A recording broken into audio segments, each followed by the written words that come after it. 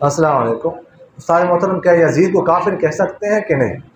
اس نے صحابہ کو بھی شہید کروایا ہے، بیت اللہ پر بھی چڑھائی کی۔ دیکھو کافر نہیں کہہ سکتے، دیکھو صحابہ کو شہید کرنا، کوئی صحابہ کو قتل بھی کرتا ہے تو اسے کفر تو لازم نہیں نہ آتا، وہ گناہ تو الگ ہے۔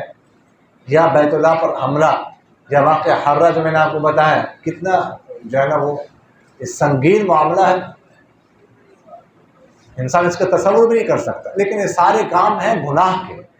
گناہ تو ہے لیکن اس سے کفر لازم نہیں آتا، تو کافر نہیں کہہ سکتے، اس کو کافر نہیں کہہ سکتے، کفر تو اور چیز ہے۔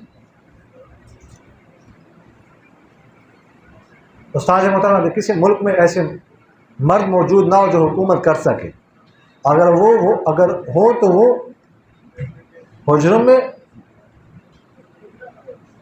میں بیٹھ جائیں اور سیاست کو دین سے الگ سمجھیں، تو وہاں عورت کی حکومت کا کیا حکم نہیں ہے۔ مطلب یہ ہے کہ مرد ایسے تو ہو نہیں سکتا کسی معاشرے میں مرد ہی نہ ہو، ٹھیک؟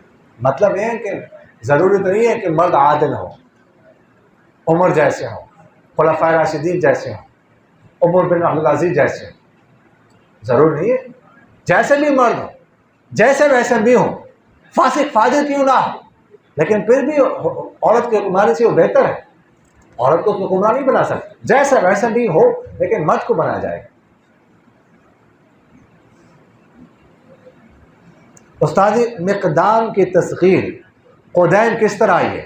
حروف زوائد کو، جو زوائد ہیں نا ان کو حذف کر کے تو تصغیر یہی بنتی، سوچ لینا۔ استاد السلام علیکم، اسلامی تاریخ کا مطالعہ کرنے کے لیے کسی آسان اور معتبر کتاب کا نام بتا دیں۔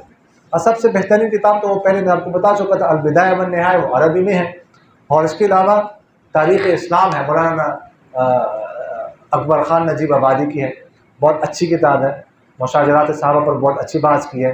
تو ابھی جو ہے مولانا اسماعیل ریحان صاحب کی جو کتاب ہے تاریخ امت مسلمہ، یہ بھی بہت اچھی کتاب ہے، یہ خرید۔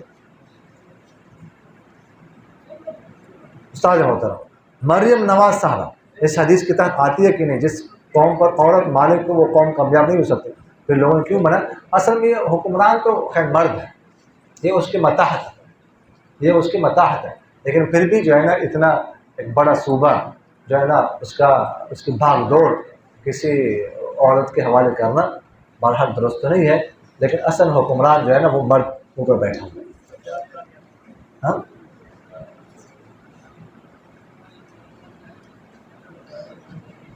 ہاں، یہ فرماتے ہیں کہ وہ استاد کا نام لیے کہ استاد ہمیں آنکھوں سے ڈراتے ہیں، اس کا کیا حکم ہے؟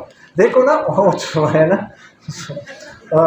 وہ مطلب ہے کہ بطور تھوڑے سے سزا کے لیے تو استاد تھوڑے بہت تو کر سکتا ہے نا، تو استاد تو سزا بھی دے سکتا ہے، یہ تو تعلیم کا حصہ ہے۔ تھوڑا بہت ڈرانا جو ہے نا، یہ وہ جو ڈرانا ہے بغیر کسی وجہ کے، یہ تو تعلیم کا حصہ ہے، تعلیم کے جو ہے نا وہ تعلیم کا حصہ، تعلیم کے حوالے سے وہ ایسا کرنا تو ٹھیک ہے۔